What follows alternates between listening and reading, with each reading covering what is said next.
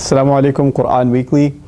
As the month of Ramadan is approaching, I was asked to share with you a few reminders having to do with du'as from the Quran, and this is the first of them, inshallah. One of my favorite du'as in the Quran happens to be the du'a that Musa alayhi salam made when he was in exile. So just a little bit of background before I share the du'a itself with you. Musa alayhi salam, a young man living in Egypt, accidentally gets involved in a situation where he kills someone unintentionally. And now the police are after him, and the orders are what you can call nowadays shoot to kill. In other words, he's not going to get arrested, he's going to be killed on sight. إِنَّ الْمَلَأَ يَأْتَمِرُونَ بِكَ لِيَقْتُلُوكَ. The chiefs are plotting against you to kill you. So the due process of law would be you catch a criminal, bring him to court, and then eventually either decide he's innocent or guilty and then decide the punishment. But the cops were out for him, they want to kill him. So the only option for him is to run away. And so he does. And Allah guides him to go out in the middle of the desert in the direction of Madian. He ends up at Madian and he sees a bunch of people that are giving their animals drink. At this point, he himself is disheveled. He's exhausted almost to death from his journey, hasn't had things to eat or drink. So he's drinking water himself and he sees these bunch of people, ummatan minan nasi yasqoon, the Quran says, a group of people that are giving their animals drink. وَوَجَدَ مِن دُونِهِمْ امْرَأَتَيْن تَذُودَانِ. And far away from them he saw two girls that were struggling with their animals. In other words, their animals also saw the water down there and wanted to go and feed their animals. Or the animals wanted to go drink the water themselves, but the girls kept holding them back and pulling them back. So he went up to them and asked them, what's wrong with you? What's the situation? They explained that they don't want to go down there. If all those men are there, they don't want to mix with them, or the men are perverts or whatever. So they're going to wait until the entire flock is done. لا نسقي حتى يسطر الرعاء. We're not going to give our animals drink until the entire flock is done. وأبونا شيخ كبير. Our dad's an old man. Explaining that we're out in the workforce, us girls. We're forced to be because our dad doesn't have the health or the age to be able to do this work anymore, so we have to do it. Anyhow, that's the long story short version of the background of the story. Musa alayhi salam went, grabbed their animals, took them down to the river, or the lake actually, and then gave them the drink and brought them back. Now Allah says in this one ayah, فَسَقَى لَهُمَا, so He gave drink for both of them. He provided drink to the animals for their sake, for those two girls. ثُمَّ تَوَلَّى. Thereafter, ثُمَّ is used when something takes time. So fa would have been quickly, thumma is after a while. What that means is it took a while to feed those animals. And you can imagine Musa alayhi salam himself is exhausted, but he's taking the time out to do something long and enduring for these women in order to help them get drink for their animals. ثُمَّ تَوَلَّى إِلَى الظِّلِّ. Then he went back. Now the ayah translates, then he returned to the shade. But that's the part I wanted to highlight first. ثُمَّ, after a long time, meaning doing a lot of work for them, تَوَلَّى, he turned away, إِلَى الظِّلِّ. First thing to notice is Allah didn't say رَجَعَ إِلَى الظِّلِّ, he returned to the shade. Returned, literally says turned. So you have to make a distinction between returning and turning. Let me give you an example. You're driving on the highway and you say, I'm turning towards the house. I'm turning to the house. Now what that means is you're in the direction towards the house. But if you say, I returned to the house, that means you got there. You're already there. So the ayah says he returned to the shade, or rather he turned towards the shade. What does that mean? That means he hasn't even reached the shade yet, and the dua comes out of his mouth. This is very important to note, that as he turned to the shade, he then made the dua. Now what is this dua? Rabbi inni lima anzalta ilayya min khairin faqir. Master, whatever good you descend upon me of any kind, I am completely bankrupt, I am in absolute need of it. There's a few things I want to talk to you about here in this powerful dua. The first of them is, why is he making this dua? The guilt of having murdered someone, killed someone, even if by mistake, is looming over Musa alayhi salam's head. And he knows he has to make up for what he's done. A lot of people make mistakes in life and they're like, how do I know if I'm forgiven? How do I know if I can make up for the mistake I've made? This ayah has actually part of the answer. And the answer is people who have a skeleton in their closet, they've done something bad in their past, they actually go out of their way to find an opportunity to do good things. And they're constantly desperate for it. And as a matter of fact, the opportunity to help people, they don't see that as something that they stumbled upon, they see it as something that Allah descended upon them, an opportunity descended upon them. Rabbi inni lima anzalta ilayya min khairin faqir. Master, whatever good you sent down to me, good opportunity to do good work, that is one of the meanings of the dua. You're sending it down to me. So those two girls in need of help was something Allah sent down to Musa as an opportunity to do help. When you find somebody in life that needs your help, and you know you've made mistakes in your past, think of the opportunity to help them as something as a godsend. Allah sent it down to you as something you were desperately in need of. Musa alayhi salam is simply acknowledging that this was something I totally needed. I need to make up for the loss I've done. Students can easily relate to this. When you mess up on a test, what do? You have to do makeup assignments, right? You have to go out of your way to do extra credit assignments, makeup assignments, do more than other students to catch up. That's the attitude of Musa alayhi salam. He's done something bad, he wants to make it up. So he's going out of his way and seeing every opportunity as something Allah sent down to him. Now he is exhausted, as I mentioned. He's a fugitive from the law, homeless and far, far away from home. And he's looking towards the only place where he can find any relaxation. He doesn't have a home anymore, so the only thing he can turn towards even is al-dhil, the shade. All Allah gave him at this point, the only benefit to his name is the shade. Whether it's under a rock or a tree or whatever.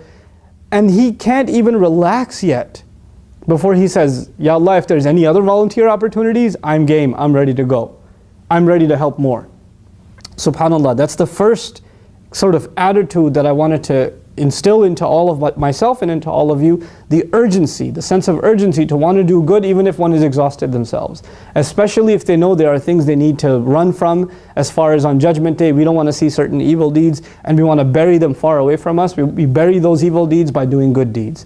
And of course the rest is Allah's forgiveness and mercy. Okay, so that's the first important thing. The other is, these girls are standing with their animals and they're pulling the animals and all of that, the scene I laid out for you. Musa alayhi salam could have sat anywhere he wanted.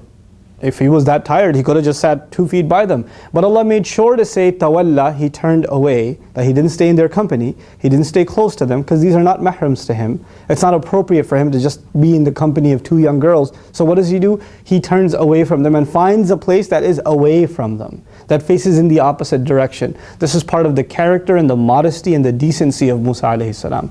And then he looks for shade, because there must have been shade all over the place. But he went where it would be farther away from these girls. And literally Allah mentions turning away.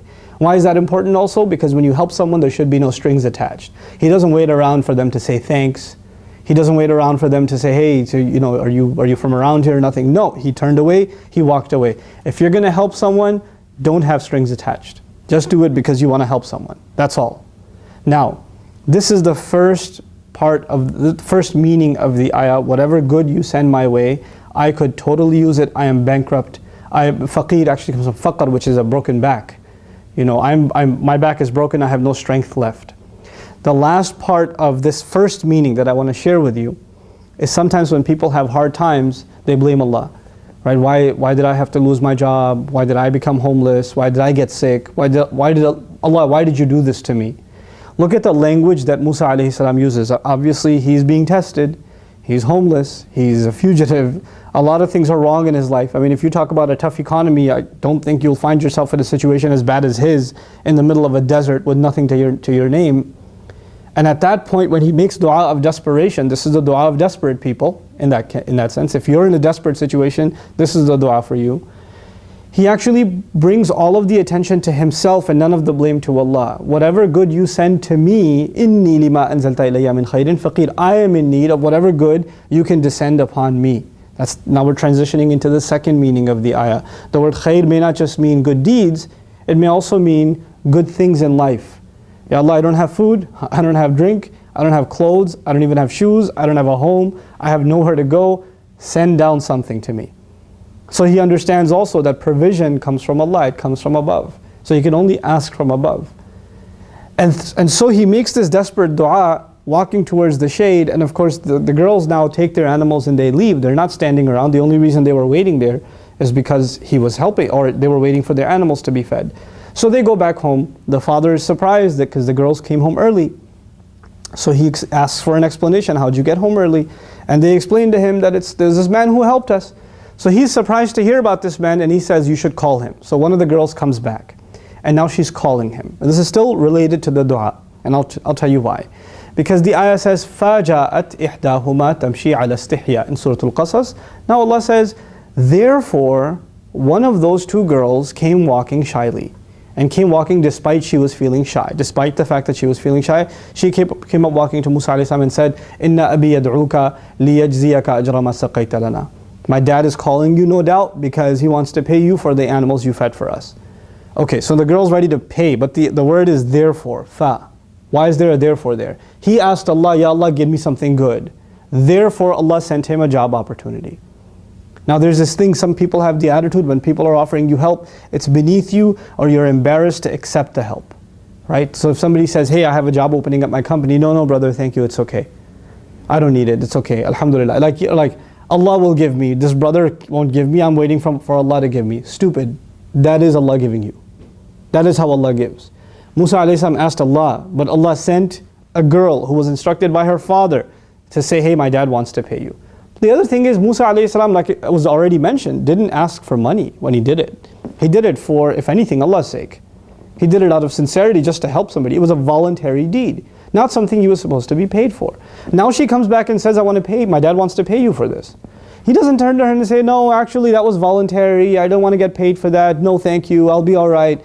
The ayah says he got up and he said, and he didn't even tell her to lead the way. The narrations tell us he went ahead and told her to walk from behind and then give her directions. This is again part of his modesty. But the point is he got up and he was ready to get paid. Why? Because he saw this as an opportunity coming from Allah. He saw that as an opportunity. There are two kinds, there's a legitimate feeling and there's a not so legitimate feeling. I want you to be able to distinguish between them. The legitimate feeling is عِزُّ الرَّجُلِ اسْتِغْنَاؤُهُ عَنِ النَّاسِ. The decency of a person is, and the honor of a person is that he doesn't feel the need of other people. Right? So if you should feel kind of ashamed and embarrassed to have to ask other people for money, or ask them for their car, or ask them for help all the time and that sort of thing. If you're used to earning your own income and you lost your job and you don't have enough money or whatever, it's embarrassing to go ask a friend. It's not easy, it's humiliating, and that's part of the dignity Allah put inside us. That is legitimate.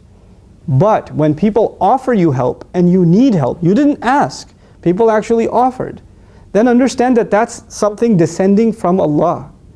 And it could come in any form of good. Min khairin. It could be any form of good. Musa alayhi salam did not say, Allah, I want you to send me good, but I am used to certain kinds of foods being part of the royal family in Egypt. I have a certain taste bud. So if you're going to send me something, make sure it's along these lines of the menu. Or if you're going to give me a job, here it should be along these job descriptions, because I have a certain very specific work requirement. He didn't do that. He didn't have any what's called in Urdu nakhre. He didn't just send me anything good. Min khairin. The ayah says min khairin. Min litanawwu'. Min in Arabic means anything at all. Any good at all, Ya Rab, I'll take it. What does that mean? When you lose a job and you're looking for a job in your own industry and you can't find it for 6 months, and somebody else is offering you a job that you think is beneath you. You think, why am I going to do work in this field? I would rather starve than ever work in this field. Look, if it's a halal job, and it's a decent way of making money, it's not a crime, then there's nothing embarrassing about it. Security guards shouldn't be embarrassed about their job. Bus drivers and truck drivers shouldn't be embarrassed about their job. It's a halal income. It's a permissible income. Allah has honored those who earn money in a halal way. So you shouldn't be embarrassed about that if the situation calls for it and you have no other option left. There are people who have PhDs in the Muslim world, but the economy is so tough, they're selling bananas on the street. They're doing that, but they're earning whatever they're earning chop change compared to what they could be making. But you know what? It's better than nothing. And it's still respectable. People might look down upon it, the impression others give you, but let me tell you, Allah has honored Al-Kasibu Habibullah. The one who works hard and earns money in a legitimate way is beloved to Allah. That's what the Prophet told us, sallallahu alaihi wasallam. That's enough for us. So he says, min khairin. Now I wanted to highlight this last part, because when Allah answered his prayer, first of all, he was paid for something he did voluntarily, which typically one would be reluctant to take, but he said, this is coming from Allah, I'll take it.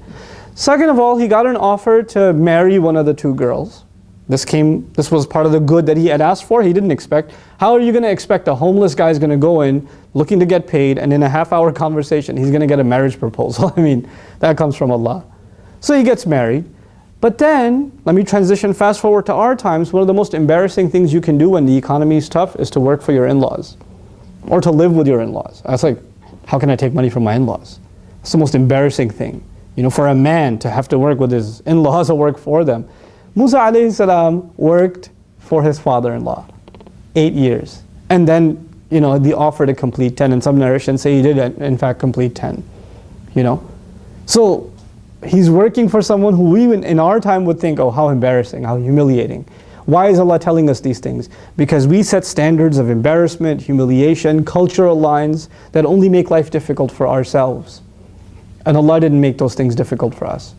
Musa alayhi salam didn't set out to be a goat herder and someone who feeds animals or takes care of a farm. But you know what? Whatever good came his way, he was ready to take it. I'm not saying you aim low. I'm not saying you stop looking for a job in your field. You continue to look. But in the meantime, if desperate times come, well, they require desperate measures. Take whatever Allah is putting your way.